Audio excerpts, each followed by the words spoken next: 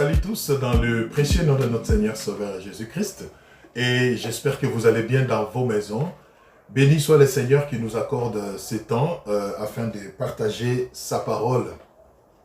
Nous voulons parler d'un terme un peu particulier. Particulier pourquoi? Parce que, voilà, peut aborder et si pas éviter les justesses.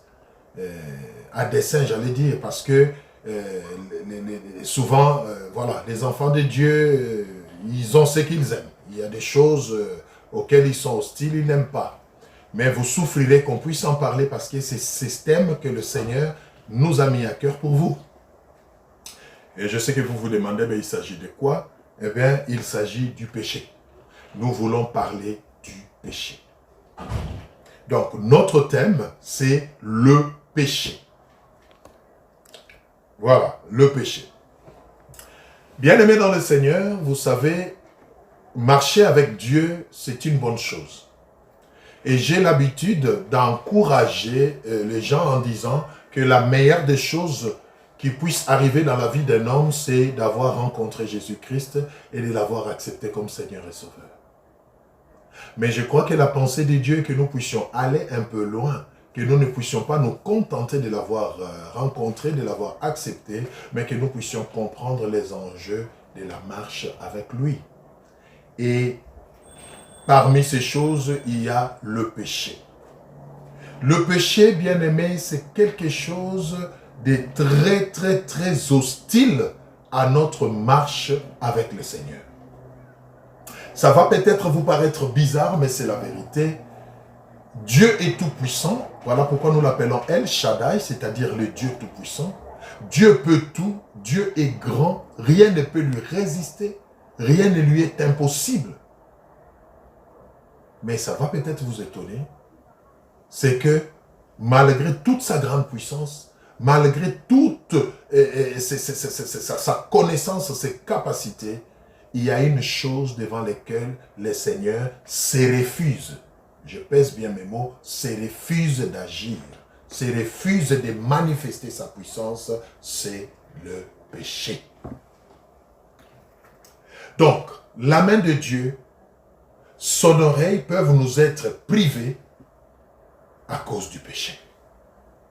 Voilà pourquoi il est important que nous puissions traiter de ces sujets et je vous prierai vraiment d'être attentifs et que le Saint-Esprit aide tout un chacun de nous à comprendre ces choses. Prenons notre premier passage dans le livre de Ésaïe 59, 1 à 2. Nous allons lire, donc j'espère que vous avez vos Bibles, alors ouvrez-le, nous allons lire ensemble. Je vous laisse le temps de trouver. Ésaïe 59, nous lisons du premier verset au deuxième. Ésaïe 59, du premier verset au deuxième. Qu'est-ce que la Bible dit, bien-aimé? Non, la main de l'Éternel n'est pas trop courte pour sauver, ni son oreille trop dure pour entendre. Écoutez la suite. Mais ce sont vos crimes qui mettent une séparation entre vous et votre Dieu. Ce sont vos péchés qui vous cachent sa face et l'empêchent de vous écouter. Oui, le péché. Très hostile, très dangereux dans notre marche avec le Seigneur. La parole de Dieu nous dit, la main de Dieu n'est pas courte pour agir. Son oreille n'est pas dure pour entendre. Mais il y a une chose que le Seigneur ne supporte pas, c'est le péché. Là où il y a le péché, la main de Dieu devient courte. Son oreille devient dure. Et une séparation, un mur s'érige spirituellement entre nous et Dieu, à telle enseigne que nous ne pouvons plus voir sa main agir dans notre vie. C'est très important, bien-aimé. Donc, vous comprendrez d'ores et déjà que de fois, nous avons comme l'impression que le Seigneur ne nous écoute pas, que nos prières ne sont pas exaucées, que Dieu ne répond qu'aux autres, alors que le problème véritable n'est pas du côté de Dieu, mais c'est de notre côté. Vous voyez? C'est très important. Voilà pourquoi il est important de traiter de ces sujets, qui est le péché. De les comprendre et de prendre des dispositions par rapport à cet obstacle entre nous et notre Dieu. Dieu prend plaisir à nous bénir. Dieu prend plaisir à nous écouter. La Bible l'appelle le Dieu qui exauce la prière. Mais là, nous venons d'apprendre qu'il y a des cas où Dieu n'exauce pas. Là où il y a le péché, Dieu n'exauce pas. Parce que son oreille est dure, il n'entend même pas des prières. Ça peut vous choquer, mais c'est la vérité. Il y a des gens qui prient, qui crient, qui fréquentent l'église. Mais ce ne sont que des bruits aux oreilles de Dieu quand ils prient. Parce que quand Dieu essaie de le regarder, quand Dieu essaie de tendre l'oreille, c'est le péché qui crie. Si vous allez au plus bas de ces passages, vous verrez que la Bible dit « Vos mains sont remplies de sang ». Oui. Le péché nous cache la face de Dieu. Le péché empêche à Dieu d'agir. Mais je sais que vous vous posez la question de savoir, mais c'est quoi le péché? Nous allons voir. Nous n'allons pas nous écarter de la parole de Dieu. Nous allons rester dans la parole de Dieu et voir ensemble qu'est-ce que la parole de Dieu appelle péché. Nous prenons le livre de 1 Samuel 15, du premier verset au 24e. C'est une longue lecture, je vous préviens, mais c'est important qu'on puisse lire ça jusqu'à la fin attentivement pour arriver à comprendre la pensée du Seigneur. Donc, 1 Samuel,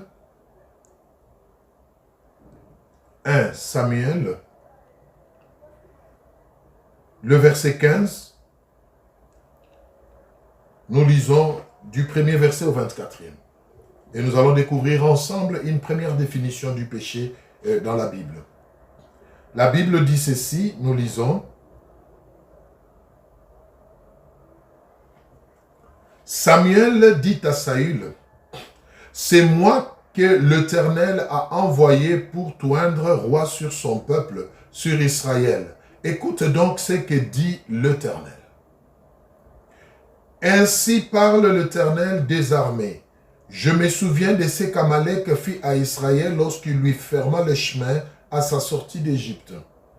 Va maintenant, frappe Amalek et dévouer par interdit tout ce qui lui appartient.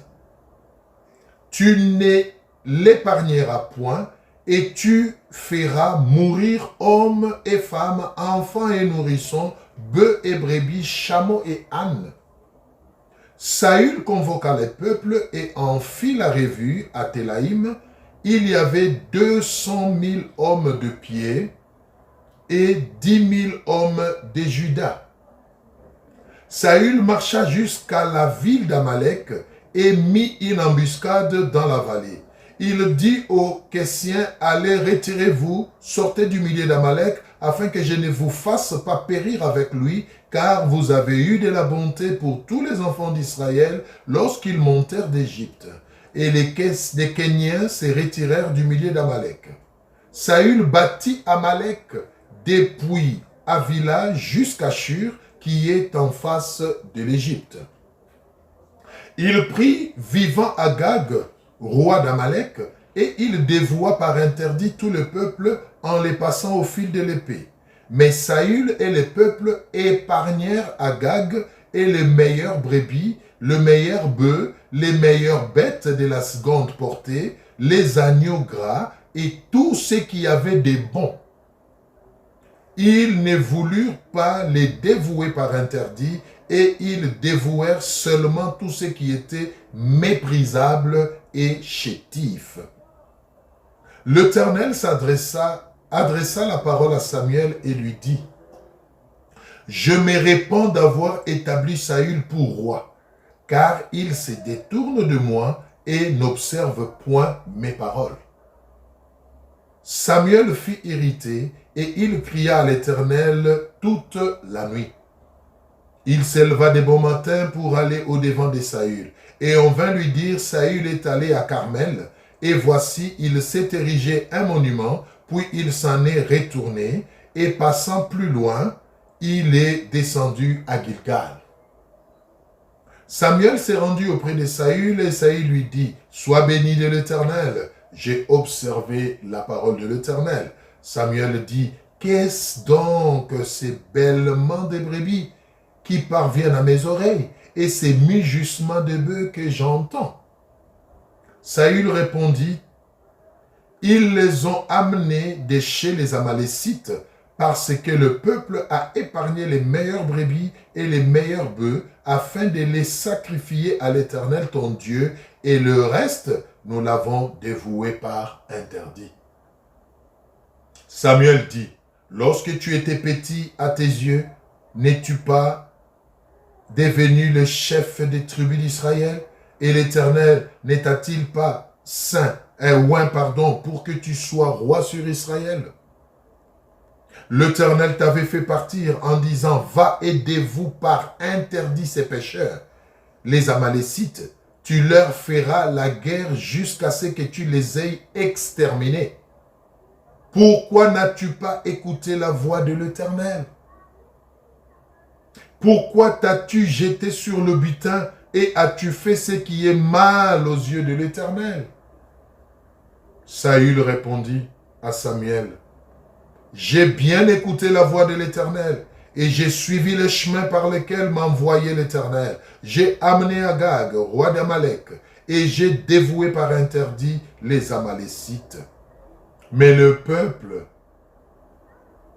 a pris sur le butin de brebis et de bœufs comme prémisse de ce qui devait être dévoué afin de les sacrifier à l'Éternel, ton Dieu, à Gilgal. Écoutez la réaction de Samuel.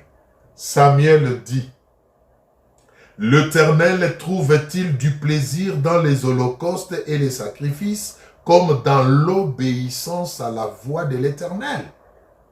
Voici, l'obéissance vaut mieux que le sacrifice, et l'observation de sa parole vaut mieux que la graisse des béliers.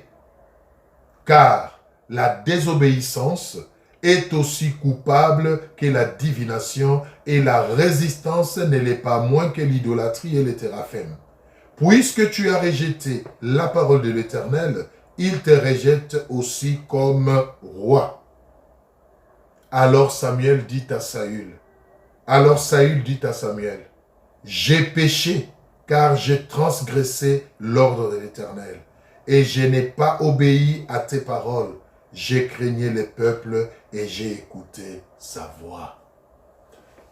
Longue lecture, mais qui vaut son pesant d'or, bien-aimé.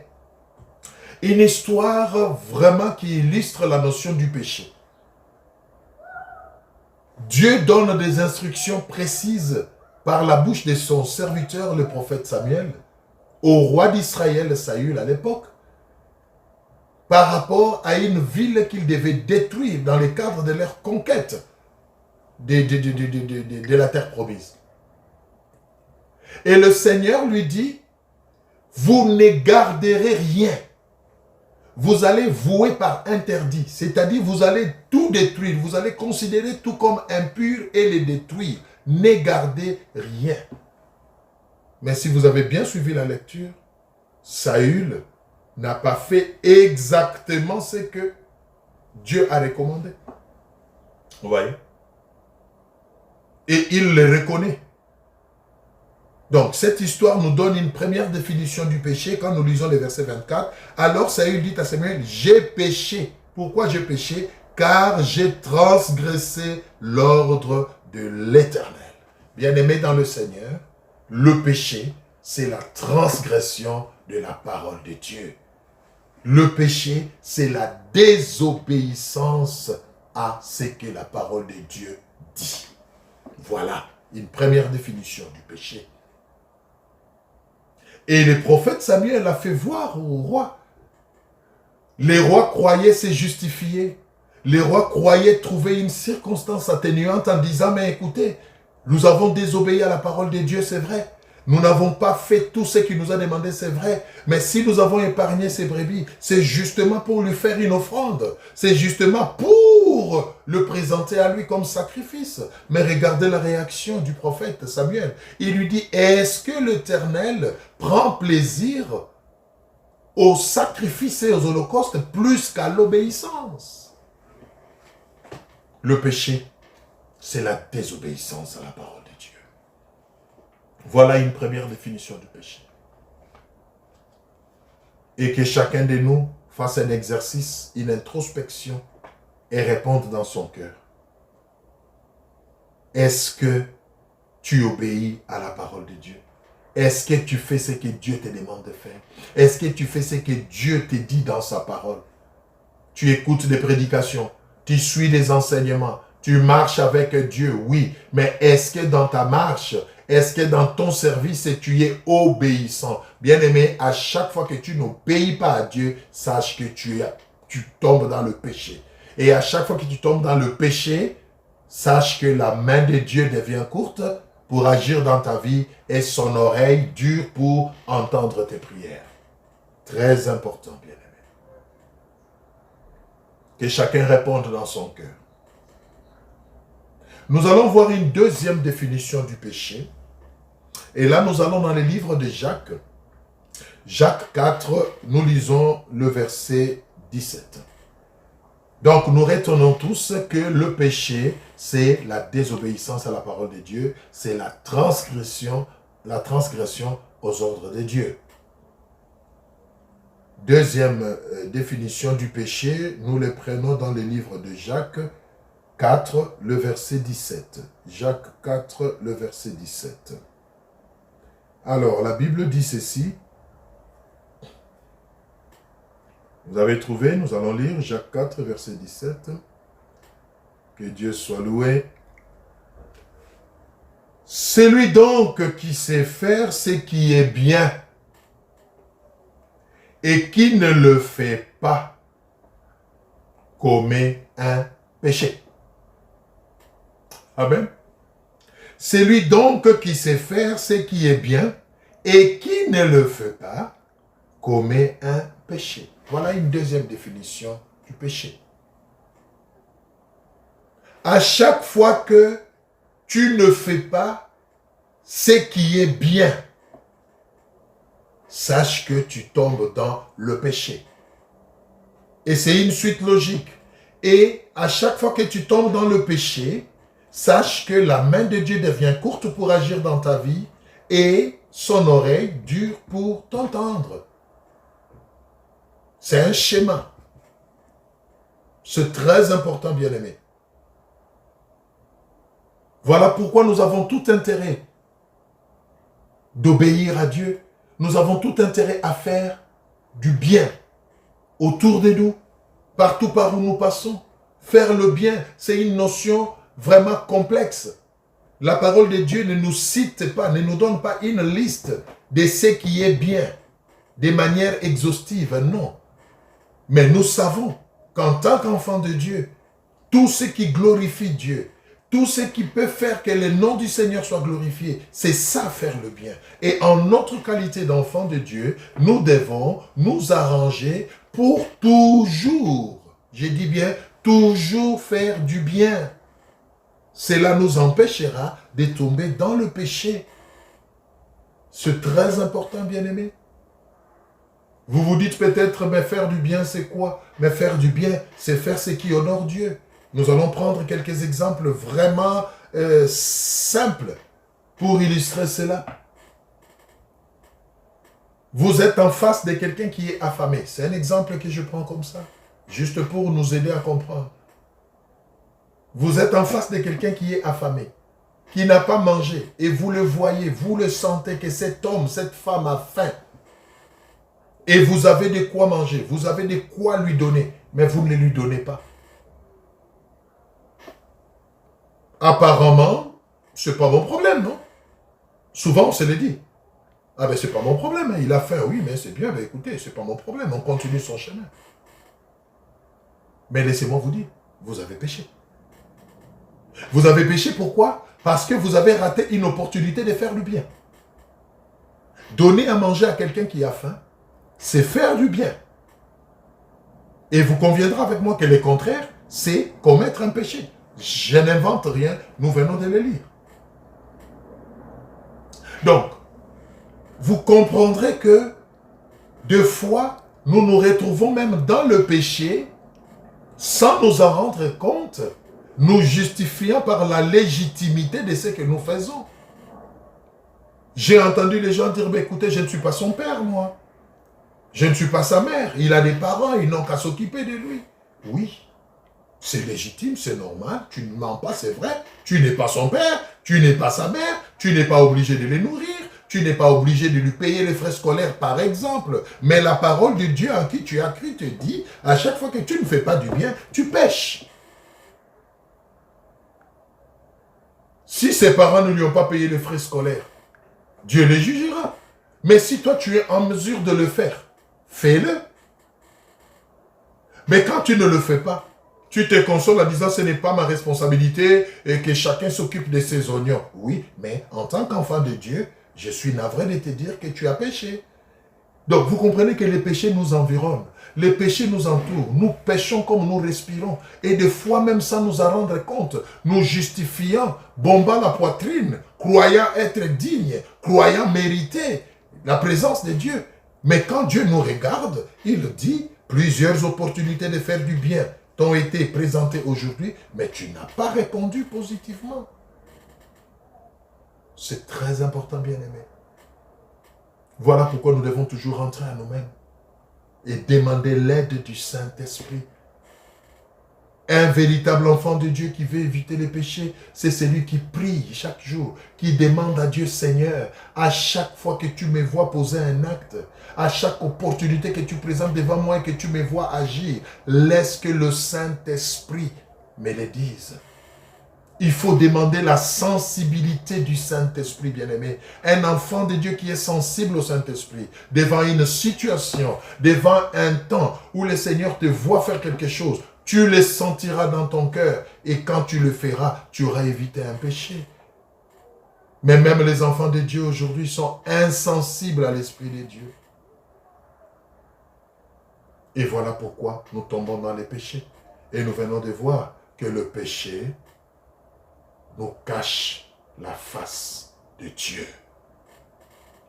Es-tu obéissant à la parole de Dieu? Est-ce que tu obéis à ce que Dieu te demande de faire?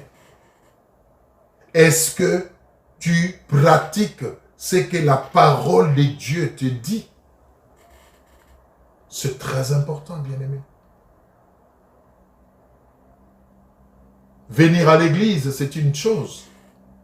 Mais obéir à ce qui nous est enseigné, obéir à la parole de Dieu que nous méditons chaque jour, en est une autre, bien-aimé. Ne nous trompons pas par des faux raisonnements. Je viens à l'église, je donne mes offrandes, je suis diacre, je sers à la table du Seigneur, je suis pasteur, je prêche la parole de Dieu. Oui, c'est beau, c'est bien, mais est-ce que tu y es dans l'obéissance à la parole de Dieu? Si ce n'est pas le cas, je te regarde dans les yeux, je te le dis, tu es un pécheur. Et qui sait si c'est à cause de ça que certaines de nos prières ne sont pas exaucées. La Bible nous le dit. Le péché nous cache la face de Dieu. Oh bien-aimé, que le Seigneur nous aide. Que le Seigneur nous aide. La Bible dit tu ne voleras pas. La Bible dit tu ne commettras pas d'adultère. La Bible dit tu ne feras pas de commérage. La Bible dit tu ne mépriseras pas ton prochain. Est-ce que tu obéis à tout ce que la Bible dit? Est-ce que tu le fais? Tu es enfant de Dieu. Tu fréquentes l'église. Mais il y a des gens à qui tu n'adresses jamais la parole. Parce que quelque part, tu te dis, ils m'ont offensé à un moment donné. J'ai entendu les enfants de Dieu dire, je ne supporte pas ses frères. Je ne sais pas, mais quand je le vois, je me sens irrité. Enfant de Dieu, tu te sens irrité quand tu vois ton frère dans le Seigneur? Mais tu pêches. Est-ce que tu sais que tu pêches? Le péché nous environne. Le péché nous entoure. Nous avons besoin du Saint-Esprit pour le discerner. Nous avons besoin du Saint-Esprit pour être sensibles à la voix de Dieu afin d'éviter le péché. L'obéissance, bien-aimé. L'obéissance. Tout ce que Dieu te dit, aussi longtemps que tu ne le fais pas, c'est du temps perdu. Voilà pourquoi on prie des années et des années. Voilà pourquoi on gêne, on crie à Dieu. Mais en réalité, rien ne se passe. Est-ce que c'est parce que le Seigneur n'est plus puissant? Est-ce que parce que le Seigneur n'écoute plus? Est-ce que c'est parce que le Seigneur a vieilli? Non. C'est parce que le principe n'est pas respecté. C'est parce que il y a quelque chose qui s'érige en obstacle entre nous et le Seigneur. Et c'est le péché. C'est très important, bien-aimé. La désobéissance. Ne pas faire le bien. Les exemples sont légion, bien-aimés. Nous n'allons pas nous éterniser autour de ça. Mais retenons que la désobéissance à la parole de Dieu, faire le contraire de ce que la parole de Dieu demande, est un péché. Et ne pas faire le bien, ne pas assister quelqu'un qui est dans le besoin, ne pas mettre la main dans une organisation pour la gloire de Dieu, ne pas participer à tout ce qui donne gloire à Dieu, est un péché. C'est très important. Alors, nous allons terminer en voyant le dernier volet de notre partage. Oui, le péché m'empêche de voir la main de Dieu. Le péché me sépare de Dieu, c'est vrai. Mais est-ce que le Seigneur nous a laissés dans le désespoir? Est-ce que le Seigneur nous abandonne définitivement parce que nous avons péché? Non. Et merci Seigneur, parce qu'il nous connaît. La Bible dit, car tous sont péchés, sont privés de la gloire de Dieu. Dieu sait que nous péchons. Dieu sait qu'avec cette nature humaine, nous avons difficile à obéir. Nous avons difficile à faire sa volonté. Voilà pourquoi il a mis un mécanisme pour nous aider à rentrer dans sa présence, pour nous aider à être restaurés. Et ces mécanismes, c'est ce que nous appelons le remède de Dieu contre le péché. Le remède de Dieu contre le péché, c'est tout simplement la confession et la repentance. Nous allons rapidement parler de ces deux notions et nous allons prier et terminer pour aujourd'hui. La confession et la repentance. Là aussi, il y a quelque chose à dire, bien-aimés. Souvent, nous prenons l'une pour l'autre. Et pourtant, il y a une nette différence entre la confession et le péché. Nous allons le voir dans la parole de Dieu rapidement. Donc, nous allons lire 1 Jean 1, 9. 1 Jean 1, 9. 1 Jean 1, 9. Qu'est-ce que la parole de Dieu dit? 1 Jean 1, 9. Écoutez ce que la parole de Dieu dit. Donc, toi qui te sens déjà culpabilisé, toi qui te sens déjà choqué, sache que le Seigneur ne nous choque pas sans nous donner une voie de sortie. 1 Jean 1, 9, la Bible dit ceci. Si nous confessons nos péchés, il est fidèle et juste pour nous pardonner et pour nous purifier de toute iniquité. Oui. Si nous confessons nos péchés, il est juste et fidèle pour nous pardonner et nous purifier de toute iniquité. Voilà une voie de sortie. Voilà un remède contre le péché. La confession. La confession, en fait, c'est quoi? C'est la reconnaissance de son péché. La confession, c'est s'humilier, reconnaître qu'on a péché, reconnaître qu'on n'a pas obéi, reconnaître qu'on n'a pas fait le bien et demander pardon à Dieu. C'est ça la confession. Vous voyez? Alors que la repentance, qui est une autre paire de manches, mais qui n'est pas séparée de la confession en fait, parce que la confession n'est qu'un début, n'est qu'une étape, mais la vraie confession doit aboutir par la repentance. Et la repentance, cette fois-là, ce n'est pas la confession. J'ai confessé, j'ai reconnu mes péchés, j'ai demandé pardon. Alors je passe au niveau de la repentance qui consiste à prendre une décision, à lever l'option de ne plus revenir sur ses péchés. Et là aussi, il y a des choses à dire. Là, souvent, c'est là que beaucoup d'enfants de Dieu n'arrive pas à avoir le succès. Confesser ses péchés, c'est une chose. Mais se repentir en est une autre. Vous voyez? Et la pensée de Dieu, ce n'est pas seulement que nous confessions nos péchés pour qu'il nous les pardonne, mais il veut voir en nous la volonté, il veut voir en nous la prédisposition, il veut voir en nous le courage de décider d'abandonner ses péchés, même s'il le sait que de nous-mêmes nous n'y arriverons pas, mais il veut voir cette bonne volonté en nous afin que son esprit nous aide à y arriver. Bien aimé, c'est très important. Voilà les remèdes contre le péché. Confesser et se repentir. Mais souvent dans l'église, qu'est-ce que nous faisons? Nous confessons, mais nous refusons de nous repentir.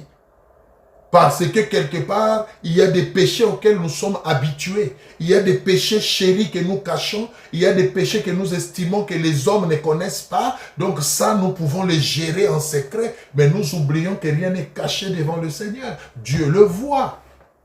Tu ne peux pas confesser 9 péchés et cacher un seul et te consoler, te dire, bon, sur 10, j'ai quand même confessé 9. Donc voilà, si je garde un seul. Non, bien aimé. C'est très important.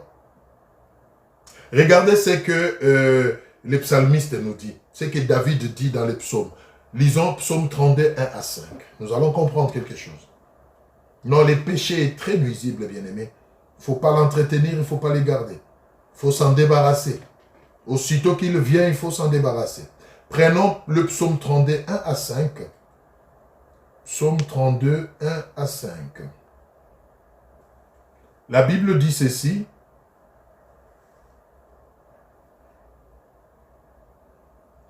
Psaume 32, 1 à 5. Écoutez ce que la Bible dit. C'est le roi David qui parle. Vous connaissez un peu l'histoire de David. Avec Bathsheba et autres. De David cantique. Heureux celui à qui la transgression est remise, à qui le péché est pardonné. Heureux l'homme à qui l'Éternel n'impute pas d'iniquité et dans l'esprit duquel il n'y a point de fraude. Tant que je me suis tu, mes os, suivez bien, tant que je me suis tu, mes os s'est consumé. Je gémissais toute la journée. Car jour et nuit, ta main s'appesantissait sur moi. Ma vigueur n'était plus que sécheresse. Regardez ce que le péché fait, bien-aimé. Ma vigueur n'était plus que sécheresse, comme celle de l'été. Verset 5. Je t'ai fait connaître mon péché. Je n'ai pas caché mon iniquité. J'ai dit, j'avouerai mes transgressions à l'Éternel, et tu as effacé la peine de mon péché. Vous voyez? Très important. Donc, tant que nous gardons un péché, tant que nous entretenons un péché, même si nous faisons semblant, même si apparemment tout va bien, bien aimé, il y a quelque chose qui nous ronge. Le roi David a vécu ça. Il dit, tant que j'ai gardé mon péché, mes os se consument. Bien aimé, les péchés, c'est un poison. Ça intoxique. Et au verset 5, il dit, j'ai pris la décision d'avouer mon péché. Et tu m'as pardonné. Et quand tu m'as pardonné, je me suis senti libéré. La confession et la repentance. Voilà les deux mécanismes par lesquels le Seigneur veut que nous puissions passer pour ramener sa main puissante dans notre vie et son oreille dans notre vie. Nous allons nous arrêter là. Notre temps est arrivé à son terme. J'espère que le Seigneur vous a fait la grâce de retenir quelque chose, bien-aimé. Nous retenons que le péché est un danger. Le péché est nocif à notre marche avec le Seigneur. Le péché nous détruit. Le péché nous éloigne de Dieu. Nous devons éviter le péché. Et pour éviter le péché, nous venons de le voir. Apprenons à confesser, à nous repentir. Apprenons à obéir à la parole de Dieu. Ne nous bornons pas seulement à écouter, comme Jacques nous le dit, mais pratiquons la parole de Dieu. Et à chaque fois que l'occasion de faire le bien nous est présentée, n'hésitons pas, ne réfléchissons pas. faisons du bien et cela va nous éviter de tomber dans le péché. Voilà, nous sommes à la fin. Vraiment que le Seigneur vous bénisse et je vais vous prier d'incliner vos têtes là où vous êtes et je vais prier. Éternel, merci pour cette parole, oh Dieu. Merci parce que tu ne nous as pas laissés, Père éternel, dans le désespoir, dans le péché, mais tu nous as sauvés, tu nous as délivrés et tu nous as donné les voies et moyens. Merci Jésus parce que tu es l'avocat de tu es notre avocat auprès du Père. Ton sang a coulé pour pardonner nos péchés, pour nous libérer. Merci, oh Dieu, de nous relever encore afin que nous puissions continuer la marche. Au nom de Jésus-Christ, nous avons prié. Amen. Voilà, que le Seigneur vous bénisse. Je vous souhaite de passer des bons moments en famille et dans tout ce que vous êtes en train de faire. Et je vous dis à la prochaine occasion.